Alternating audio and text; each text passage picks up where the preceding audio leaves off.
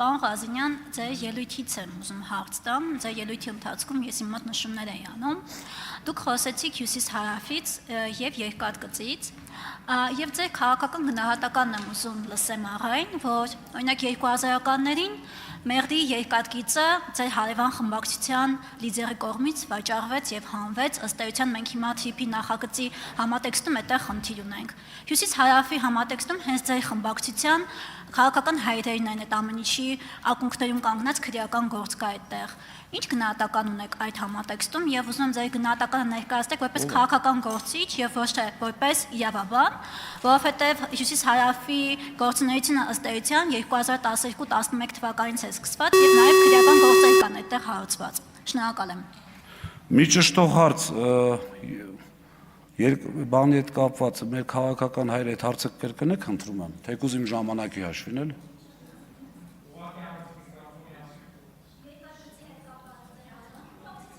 Այդ հասկացա։ Հետ կապված ըստ էության ձեզ հետ փոխկապակցված անձիկ էին քաղաքական հայրերը 2012 թվականին։ Ովքեր են այդ ժամանակ խմբակցության ղեկավար և աշխատակազմի ղեկավար։ Ինչի հետ են փոխկապակցված։ Պարոն Ղազինյան, նկատի ունի, որ Նարեկ Կարապետյանի հայրը, պարոն Կարեն Կարապետյանը այդ թվականին Սերժ Սարգսյանի աշխատակազմի ղեկավարն էր։ Դա նկատի ունի։ Ճիշտ եմ հասկանում։ Այո։ Հետևելով իմ կյանքի կարևոր սկզբունքներից մեկին, չեմ խոսում այն թեմայի մասին, որը, չգիտեմ, ճիշտ է, սուտ է, եւ առավել եւս, եթե քրեական մեղադրանք է, միջև չլինի օրինական ուժի մեջ մտած որոշում եւ ես այն չնայեմ, 100%-անոց կարծիք չեմ կարող հայտնել, խոսքը Մեղրիի երկաթուղու մասին է։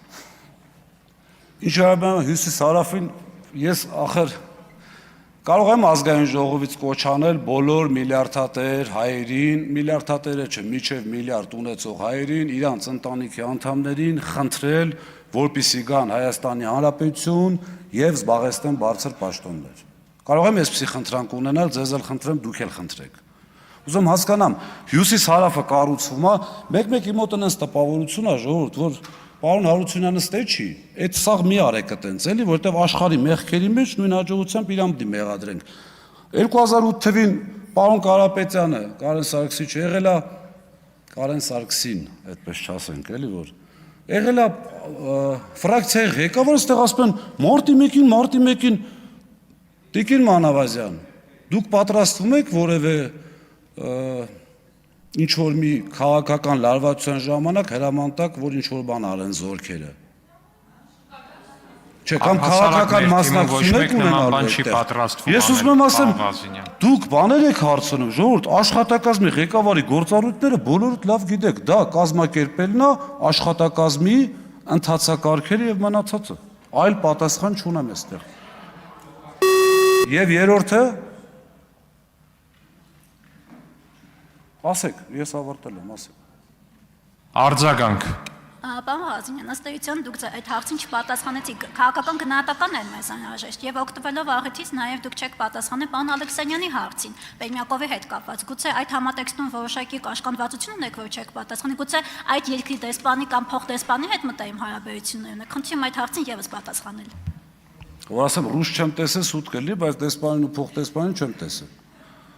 Բերմյակովի հետ կապված, այն որ այսպես մխիթարան գոյություն ունի, սրտի գոնե նստած է։ Երկրորդը